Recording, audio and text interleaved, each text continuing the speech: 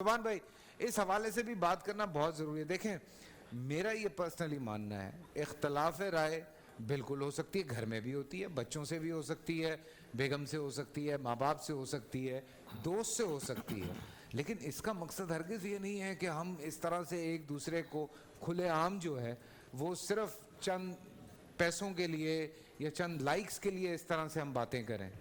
کیا کہتے ہیں آپ؟ پلیز اس حوالے سے میں ضرور بات کرنا چاہ رہا تھا اور اللہ کا شکر ہے آج موقع مل گیا. نحمدہ و نصلی علی رسولہ الکریم. سب سے بنیادی بات قرآن کریم میں جو اتحاد اور اتفاق کے حوالے سے پیغام ہے, وَاعْتَصِمُوا بِحَبْلِ اللَّهِ جَمِيعًا وَلَا تَفَرَّقُوا, اللہ کی رسی کو مضبوطی سے تھام لو اور تفرقے میں نہ پڑو. اللہ کی رسی سے مراد قرآن کریم ہے. اب اگر کوئی یہ سوال کرتا ہے کہ جی ہم کس عالم کی کس مقتدا کی بات مانیں, تو بنیادی طور پر تو وہ خود قرآن کریم کا علم حاصل کرے. جب اس کو قرآن کریم کا فہم آئے گا تو اس کو حق اور باطل کا پتہ چل جائے گا. واہ. دوسری بات یہ ہے, رسول اللہ صلی اللہ علیہ وسلم نے ایک موقع پر صحابہ سے پوچھا, کاؤنسلنگ کی, کہ ایسا عمل تمہیں نہ بتاؤں جو زکوٰۃ سے اور روزے سے بھی زیادہ اہم ہو. صحابہ نے پوچھا ضرور بتائیے یا رسول اللہ. آپ صلی اللہ علیہ وآلہ وسلم نے فرمایا, مسلمانوں کے درمیان صلح کرانا اور مسلمانوں کے جھگڑوں کو ختم کرنا, سیٹل ڈسپیوٹ کرنا, یہ روزے سے اور زکوٰۃ صدقات سے بھی زیادہ افضل ہے. پھر آپ نے ایک موقع پر فرمایا کہ یہ جو استرا جس طرح بالوں کو مونڈتا ہے, صاف کرتا ہے, تو یہ جو مسلمانوں کے درمیان بغض اور عناد اور جھگڑے کی فضا قائم کی جاتی ہے, یہ تمہاری نیکیوں کے لیے ریموور ہے. اور سورہ حجرات میں فرمایا کہ یہ مسلمان آپس میں بھائی ہیں, فَأَصْلِحُوا بَيْنَ أَخَوَيْكُمْ, ان کے درمیان صلح کرو. صلح کی اہمیت کا اندازہ اس سے لگائے کہ رسول اللہ صلی اللہ علیہ وسلم نے نماز کو کبھی نہیں چھوڑا. آپ نے بیماری کے ایام میں بھی, مرض الوفات میں بھی صحابہ کا سہارا لے کر آپ نماز کے لیے آئے. لیکن قبیلہ بنو عمر بن عوف میں جب جھگڑا ہو گیا, آپ مصالحت کے لیے تشریف لے گئے, تو اس مصالحت میں آپ اتنے مگن ہوئے کہ نماز کا وقت ہوا. حضرت بلال رضی اللہ عنہ نے صدیق اکبر رضی اللہ عنہ کو نماز شروع کرنے کا کہا, آقا بعد میں تشریف لائے. تو بنیادی طور پر یہ جو اعتراض کرتے ہیں ان سے ایک سوال تو میرا یہ ہے کہ بھائی جن چیزوں پر اتفاق ہے, مثال کے طور پر توحید پر, رسالت پر, قرآن کریم پر, غیبت اور چغلی اور زنا اور رشوت اور سود کی حرمت پر, تو اس پر ہم نے کتنا عمل کر لیا.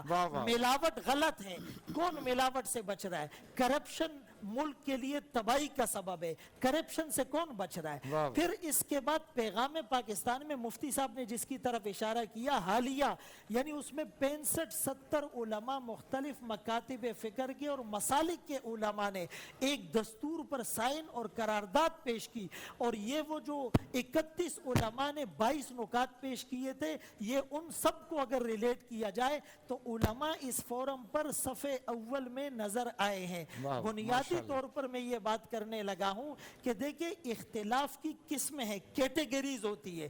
ایک ہوتا ہے ایمان اور کفر کا اختلاف, ایک ہوتا ہے حق اور باطل کا اختلاف, ایک ہوتا ہے جائز اور ناجائز کا اختلاف, ایک ہوتا ہے اولا اور غیر اولا کا اختلاف, ایک ہوتا ہے عقائد اور الفاظ کی تعبیرات کا فرق.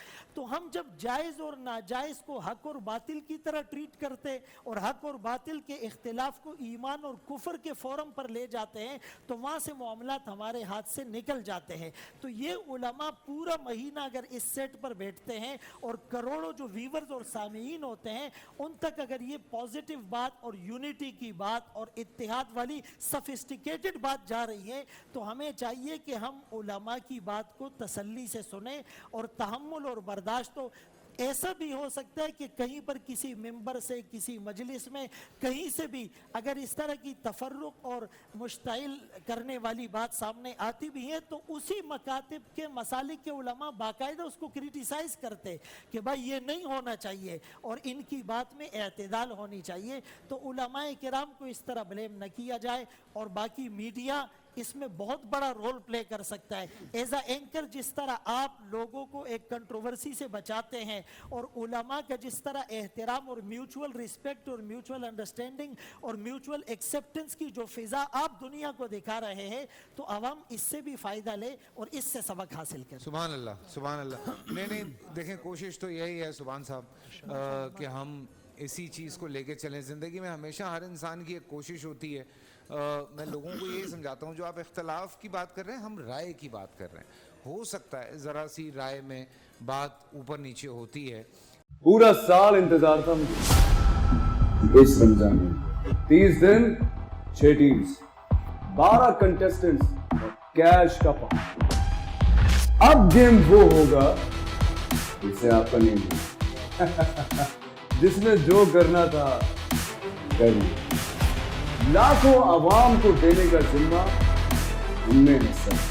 شور گونجے گا ہر گلی نکڑ اور دکان. رمضان لیگ بنے گی آپ کی پہچان. نعرہ لگے گا تو پارا چڑھے گا. گیم شو ایسے چلے گا. رمضان لیگ روزانہ شام 7 بجے صرف بول انٹرٹینمنٹ پر.